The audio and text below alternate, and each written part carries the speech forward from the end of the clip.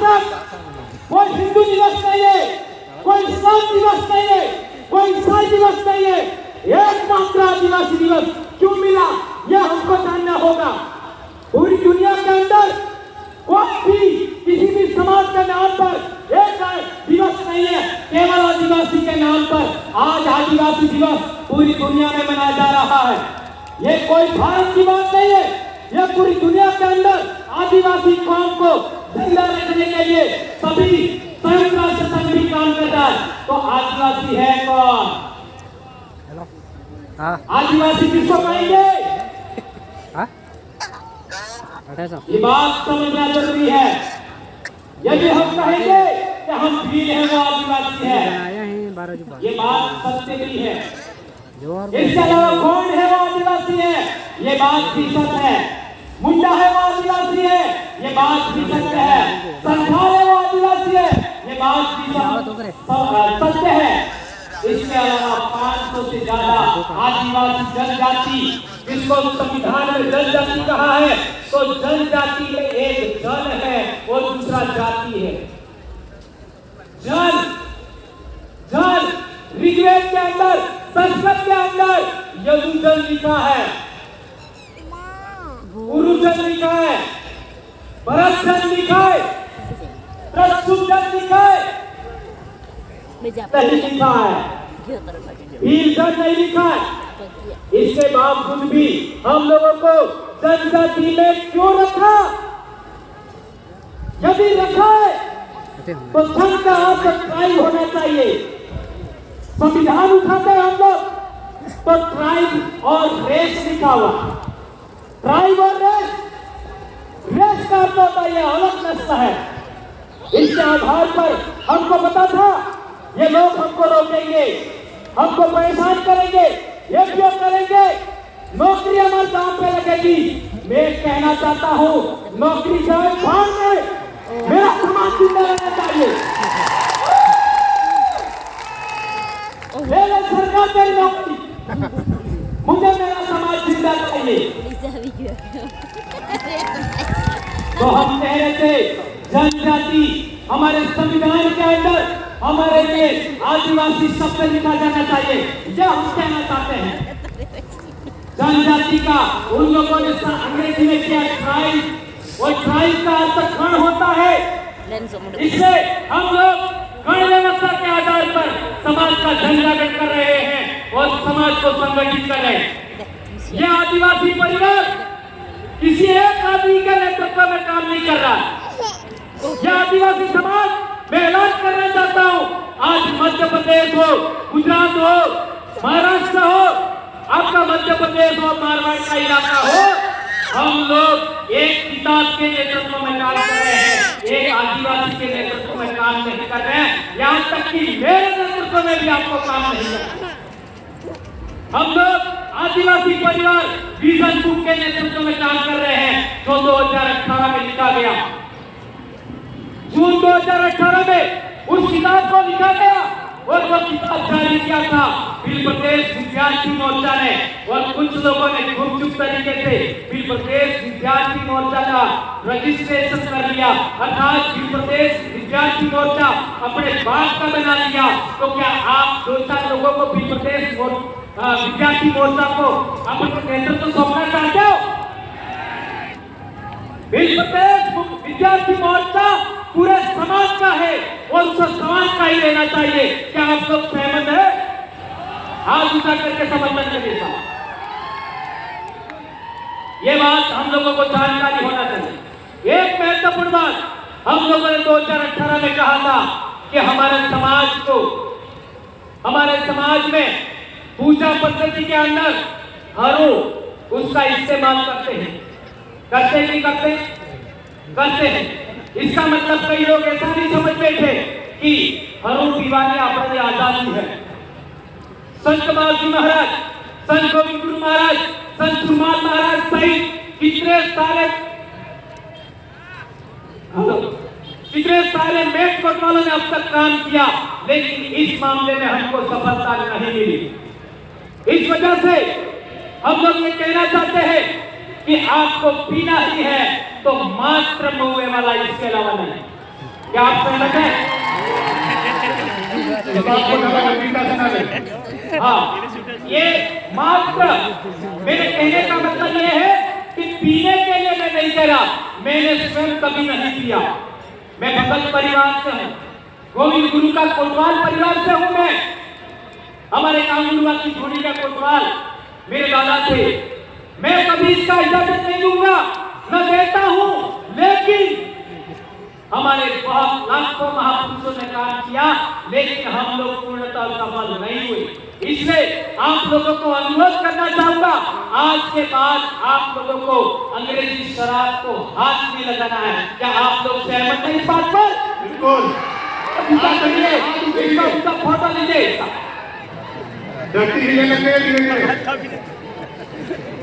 अंग्रेजी शराब की दुकानें हमें फिर प्रदेश से सदा सदा के लिए खत्म करनी है, सदा सदा के लिए।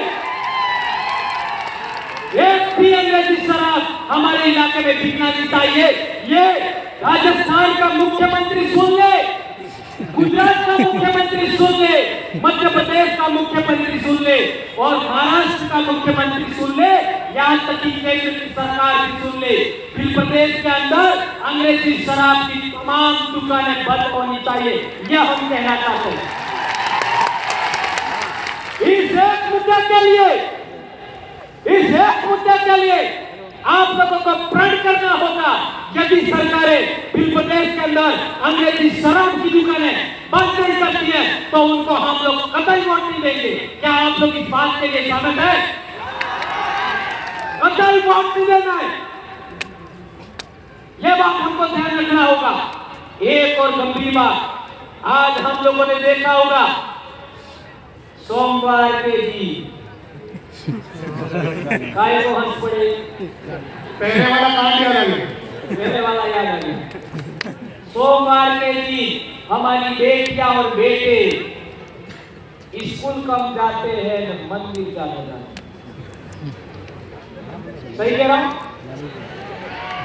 गलत नहीं? तो स्कूल जाने से अच्छी पढ़ाई होगी, अच्छा नौकरी वाला, अच्छा सुंदर सा दूल्हा मिलेगा कि मंदिर जाने? स्कूल जाने से। और सुंदर सी लड़की भी अच्छा पढ़ने से मिलेगी कि मंदिर जाने?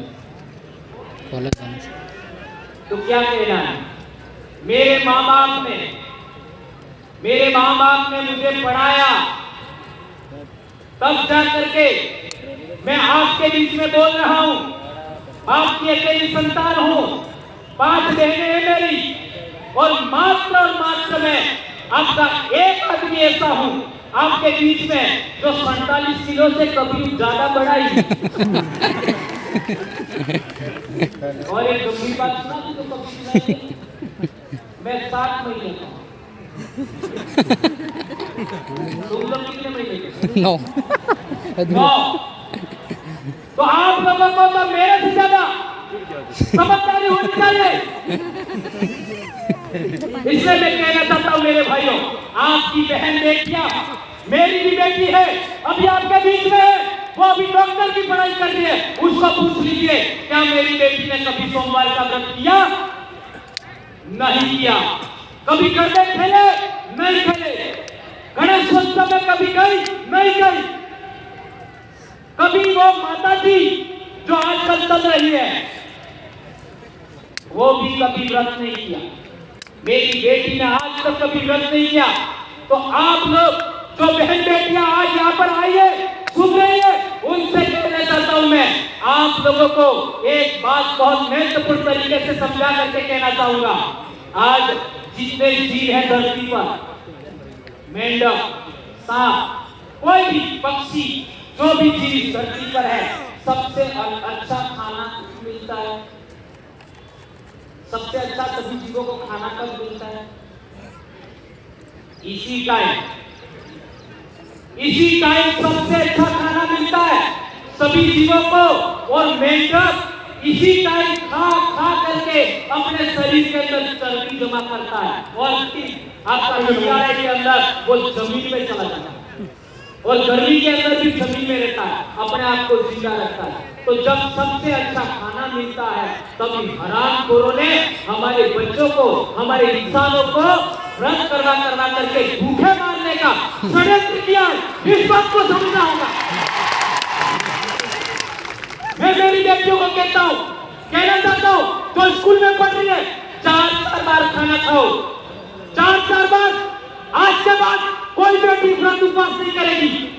4 बार खाओ, घी खाओ, दूध खाओ, सब्जी खाओ, सब खाइए, लेकिन आप लोगों को व्रत उपवास नहीं करना। यदि व्रत उपवास करने से हमको फायदा होता तो मैंने आज तक नहीं किया। हमारे साथ काम करने वाले लोग व्रत उपवास नहीं कर रहे, आपको व्रत उपवास करने की क्या जरूरत है? और एक गंभीर बात,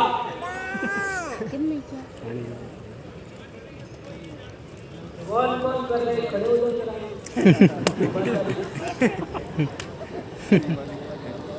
कहिए नहीं क्या बात। एक बेटी की सचूर ईमानदारी। अभी वो तलवार का कांड हुआ था, दशा माता वाला, राजेश को शाबाश बेटा, मैं कहना चाहूंगा, जोरदार तालियां शुरू आप भी करिए। मेरी बेटी के समान हैं। इसे हिम्मत हमारे में हो सकती है। आप भी मेरी बेटी के समान हैं। हमारे पूर्वजों में हमने बहुत पहले देखा है, आज भी देखते हैं, हमारे समाज की महिलाएं, चाहे जवान हो या बूढ़ी हो या बच्चे पैदा करने वाली हमारे व्यस्त महिला हो, वो जब जंगल में जाती है तो अपने आदमी को लेके जाती है? नहीं लेके जाती। अब जंगल में कौन कौन होगा? एक तो औरतों के भूखे भेड़िए भी होंगे, नहीं समझ में आया? इसके अलावा जंगली जानवर भी होंगे, जंगली जानवर में मांस खाने वाले जानवर भी होंगे। इसके बावजूद भी आदिवासी महिला अपने कंधे पर या सिर पर कुल्हाड़ा लेकर के अकेले जंगल में जाती है। क्या ये बात सही है? जब तो इसका मतलब है आदिवासियों में महिला जब तक ताकतवर थी तब तक आदिवासियों को किसी ने हराया नहीं। ये बात समझना होगा। ये उन लोगों ने देखा, और तो और आदिवासी पुरुष है वो जो दारू पी जाता है और इसको कोई पीटने के लिए आता है, उसके साथ किसी औरत होती है तो वो आगे खड़ी हो जाती है और आदमी को बचा के लाती है। क्या ये बात सही है कि सही है? इसीलिए मैं कहना चाहता हूँ, हमारी बेटियों को, आपको आदमियों से ज्यादा ताकतवर बनना है, आपको अच्छी पढ़ाई करनी है। हमारा आदिवासी समाज मातृसूत्र पर था, यानी महिला प्रथम थी। आप लोग जानकर हैरान होंगे, आदमी नो एक काट होता है, महिला ने कैसे काटता है? बे क्या आदमी मोटा होगा महिला ने तमे हूँ मोसे आगो। ये गद्दारों ने, हमारे समाज के दुश्मनों ने ये योजना बनाई, ये षड्यंत्र किया कि आदिवासियों को गुलाम बनाना है, आदिवासियों की जंगल पर जमीन पर कब्जा करना है तो पहले महिला को गुलाम बनाना होगा, बेटियों को गुलाम बनाना होगा। यदि एक बेटी गुलाम बनती है तो ससुराल जा करके अपनी सास को गुलाम बनाएगी, अपनी बहू को गुलाम बनाएगी, अपनी बेटी को गुलाम बनाएगी, अपनी बहन को गुलाम बनाएगी।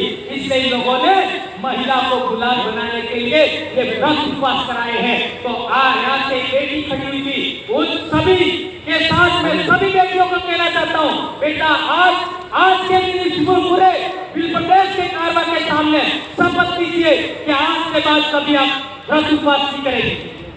सभी बेटियां खड़ी होकर के इस बात का इस्तेमाल करिए। मेरी बेटी, जो भी बेटियां हैं सभी खड़ी हो जाइए, हाथ ऊंचा करें अपना। हाथ ऊंचा करके आज के बाद आप लोग व्रत उपवास नहीं करेंगे। शाबाश मेरी बेटी, शाबाश, तालियां, जोरदार तालियां। और एक महत्वपूर्ण बात बताई थी, ये कल परसों आई है। आजा बेटा,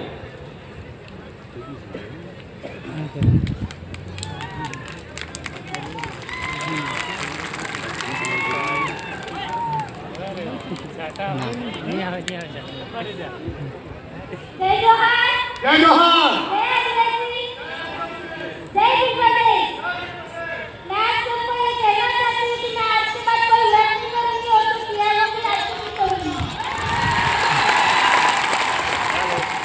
तालियों से धन्यवाद देवे इस बेटी का जिसने इतनी हिम्मत की। इतने लोगों के सामने आकर के बोलना अपने आप में बड़ी बात है।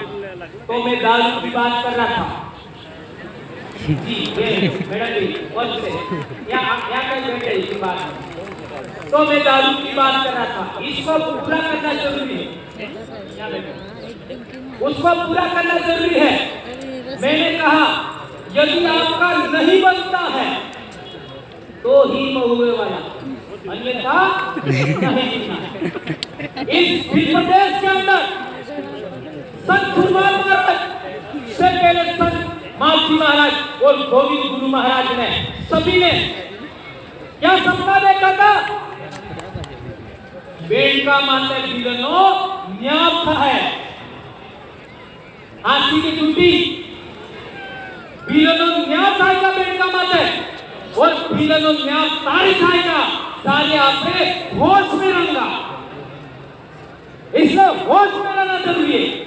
इसके लिए हम कहना चाहते हैं कि आपको नहीं बनता तो अन्यथा नहीं पीना, और वो भी अपने गांव से बाहर नहीं पीना।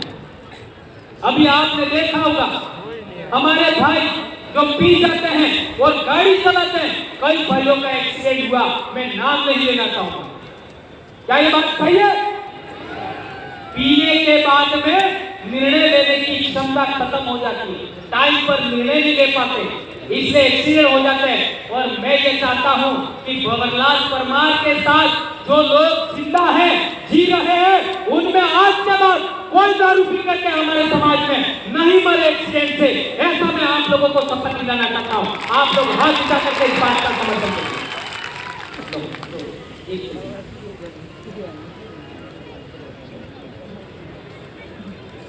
आज बहुत सारे रिकॉर्ड टूटने वाले हैं, एंटीना हिल रहा है आज।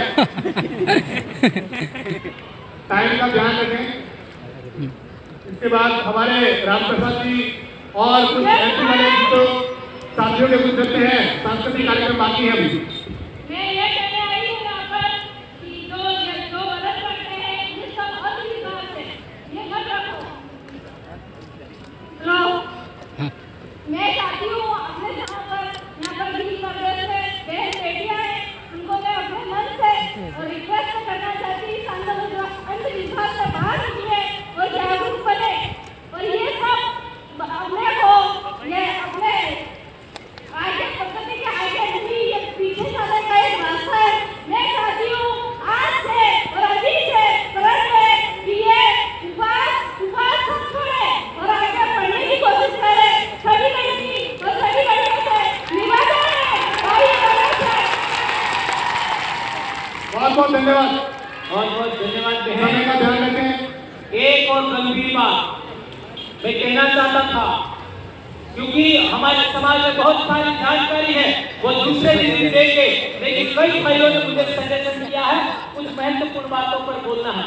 आज शिक्षा की हम बात करते हैं, जब हम पढ़ते थे तब आदिवासियों का हर एक स्कूल के अंदर, हर एक 12वीं स्कूल के अंदर अगले 10 बच्चों में 8 से 9 बच्चे ही फर्स्ट आते थे।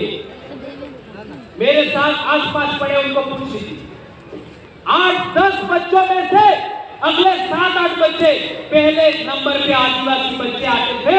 इन हरामखोरों ने सरकारी स्कूल को बिगाड़ने के लिए, पढ़ाई बिगाड़ने के लिए हमारी स्कूल की शिक्षा व्यवस्था को बर्बाद कर दिया। इसी वजह से हम चाहते हैं कि हमारे बच्चे अच्छा पढ़े, इसलिए आप लोगों को आज की डेट में हम लोग डूंगरपुर जिला मुख्यालय पर एक कॉलेज खोलना चाहते हैं, और वो बरंडा परिवार, हमारा जो भीलों का राजा था डूंगर बरंडा, उनके वंशजों ने हमको जो जमीन दिया है वह हम सरकारी स्कूल बनाएंगे। आपका सरकारी नहीं, प्राइवेट, जिस तरीके से पटेल भाइयों ने सागवाड़ा में स्कूल खड़ा किया, ऐसा सभी भील भाई स्कूल खड़ा करेंगे, और उस स्कूल के अंदर हमारे बहन बेटियां पढ़ेगी। जिस तरीके से आज सीकर में अच्छी पढ़ाई हो रही है, उस तरीके की पढ़ाई हम लोगों को हम डूंगरपुर में करवाएंगे, ऐसा हम आशा करते हैं। आज ये जो पंडाल, ये जो माई, ये जो व्यवस्था है, वो हमारे भीलों का, हमारे आदिवासियों का एक संगठन बनाया, हमने रजिस्टर किया है, ट्राइबल एम्प्लॉइज फेडरेशन। आदिवासी कर्मचारी गणसंघ, उसने प्रत्येक ब्लॉक वालों में 1500 आपका 15,000 रुपया दिया है। कर्मचारी भाइयों ने 15,000 रुपया दिया, तब जाकर के ये माइक लगा है, आपका ये टेंट लगा है। हम चाहते हैं कि आने वाले समय में ये पूरा इलाके में टेंट लगे, एलईडी लगे और इस तरीके की सुविधाएं हो बहुत अच्छी। तो हम लोग हमारे समाज के कर्मचारी भाइयों को कहना चाहते हैं, जिन्होंने इतने साल तक आपका पैसा लिया, वो पैसा कहाँ गया? हमने अभी संगठन रजिस्टर किया, अभी तो 2-4 ब्लॉक की रीडबंदी बाकी है और इसके बाद भी 15,000 प्रत्येक ब्लॉक वालों ने दिया है। तो हमारे सभी कर्मचारियों का आभार करते हैं कि आपका आदिवासी कर्मचारी संगठन से जुड़िए और आदिवासियों के पैसों से ही वहां स्कूल बनेगा। जितने सरपंच भाई डूंगरपुर में है 300 से ज्यादा, 4 एमएलए, आपका प्रधान 10 होके, 1 जिला प्रमुख यदि आदिवासी समाज का बनता है तो हम बहुत जल्दी ये स्कूल खड़ी करेंगे। ऐसे हम आशा और अपेक्षा आप सबके एक और अंतिम बात स्वास्थ्य के बारे में। हम लोग रोटी ज्यादा खाते हैं,